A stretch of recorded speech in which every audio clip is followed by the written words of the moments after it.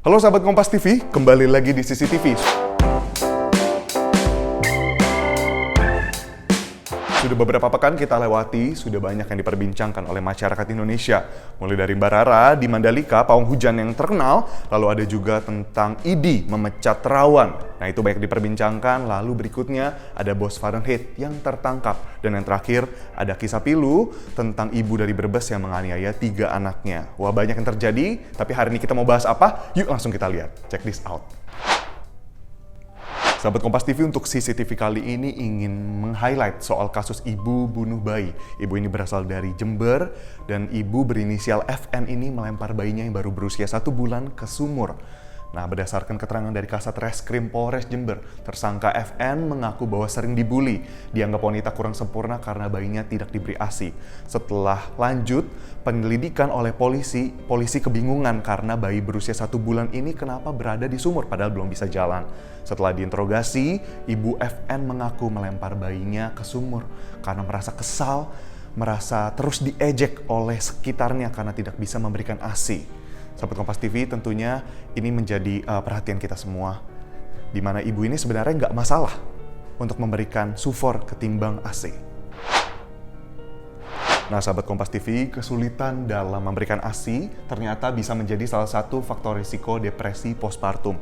Postpartum itu apa? Ada 3 tahapnya, sahabat Kompas TV. Yang pertama, baby blues. Baby blues ini biasa dirasakan beberapa jam atau bahkan sampai beberapa minggu, 2 minggu setelah melahirkan. Kebanyakan ibu, 70% dari ibu-ibu yang baru melahirkan merasakan baby blues ini. Baby blues membuat ibu-ibu merasa tidak aman, akhirnya bisa membuat ia menangis atau merasa tidak nyaman terhadap lingkungan sekitar atau bahkan dirinya sendiri. Nah, lalu berikutnya ada postpartum depression, di mana PPD ini dirasakan sama seperti baby blues namun menghasilkan rasa yang lebih takut. Ibu merasa semakin tidak nyaman. Lalu lanjut ke psikosis postpartum, di mana sang ibu akhirnya mulai berhalusinasi karena merasa takut, mulai membayangkan apa yang tidak ada, dan hal ini tentunya sangat berbahaya ya sahabat Kompas TV bagi ibu dan terutama bagi si bayi. Sekarang ingin berbicara lebih jauh soal ASI eksklusif. Nah, ASI eksklusif ini adalah pemberian ASI tanpa makanan atau minuman tambahan pengganti kepada bayi hingga berusia 6 bulan. Nah, setelah 6 bulan baru nanti bayi akan diberikan makanan pendamping ASI atau empasi. Nah, dari sana, sahabat Kompas TV, ASI dilanjutkan sampai dengan 2 tahun atau lebih. Nah, jadinya ASI eksklusif itu yang diberikan tanpa pendamping apapun ya sahabat Kompas TV.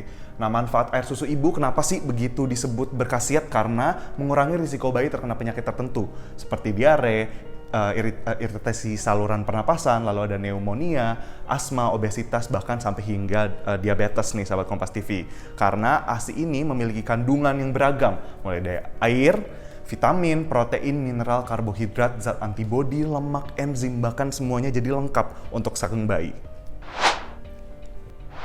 Dari ASI kita bahas susu formula, sufor yang biasa kita temukan dalam kemasan kaleng seperti ini, sahabat Kompas TV.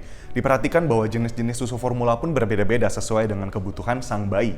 Ada sufor yang berasal dari susu sapi, dari susu kedelai, atau bahkan ada susu yang plant-based ya lainnya. Lalu ada sufor yang berasal bebas laktosa, sahabat Kompas TV. Dan pasti yang terakhir ada sufor hipoalergenik. Jadi tergantung kebutuhannya, beragam dan kompleks. Nah, dari WHO sendiri sebenarnya menyarankan bayi ideal mendapatkan ASI selama 6 bulan penuh atau biasa disebut dengan ASI eksklusif yang tadi sudah Edwin sebutkan. Kenapa? Karena ASI memiliki begitu banyak kandungan yang dapat melindungi sang bayi dari berbagai macam infeksi.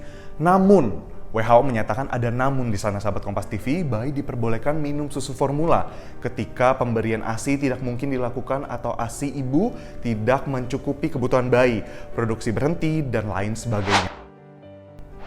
Tadi kita sudah membahas dari depresi, lalu ke ASI, ke susu formula panjang. Kita ingin bertanya, mengapa sang ibu bisa sampai kesulitan memproduksi ASI? Kita akan tanyakan langsung ke konselor laktasi dari Rumah Sakit Pusat Pertamina, Dr. Gita Permatasari. Bagaimana sih dok pendapat dokter soal tadi yang Edwin tanyakan?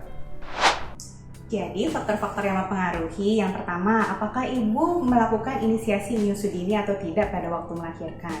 Yang kedua, bagaimana nutrisinya pada waktu ibu hamil dan setelah melahirkan. Disarankan nutrisi ini adalah dengan tinggi protein.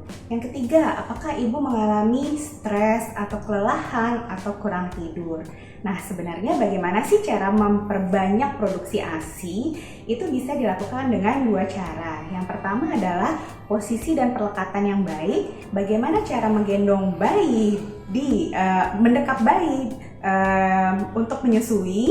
Dan yang kedua adalah pelekatannya bagaimana. Pelekatan itu adalah mulut bayi menempel kepada payudara ibu. Yang ketiga adalah bagaimana dengan frekuensi dan durasi menyusui. Disarankan frekuensinya ini lebih sering dan durasinya sekitar 30 menit. Tadi sempat sahabat Kompas TV mendengar soal baby blues nih dokter, dan tentang postpartum depression. Nah, itu pendapat dokter gimana tentang sentilan-sentilan dari orang-orang yang berkata bahwa kok ibu ini tidak bisa menghasilkan ASI. Nah, itu seperti apa, Dok? Bagi para ibu yang mengalami baby blues maupun postpartum depression yang saat ini tidak bisa memberikan ASI, misalkan harus memberikan susu formula, sebenarnya itu tidak mengapa untuk sementara waktu sambil ibu konseling ke psikiatri maupun psikolog dan mendapatkan support dari keluarga terdekat. Nanti setelah ibunya sudah happy kembali, jadi ibu disarankan untuk konsul ke konsultan laktasi untuk program relaktasi atau program menyusui kembali, sehingga ibu tetap bisa menyusui dan semangat menyusuinya. Terima kasih Dokter Gita atas waktunya. Nah, sahabat Kompas TV, kita sudah sampai di akhir dari CCTV episode kali ini. Nah, untuk para ibu-ibu di luar sana yang sedang berjuang, yang juga sedang menyusui bayinya, semangat. Kalian semua mau pakai susu formula, mau pakai ASI, kalian tetap ibu yang terbaik. Nah, untuk orang-orang sekitarnya tadi sudah dengar Dokter Gita, tetap dukung ibu ini, berikan support dari keluarga, itu yang terpenting. Nah, Edwin pamit undur diri, terima kasih, sampai jumpa di lain waktu. Semangat buat kita semua.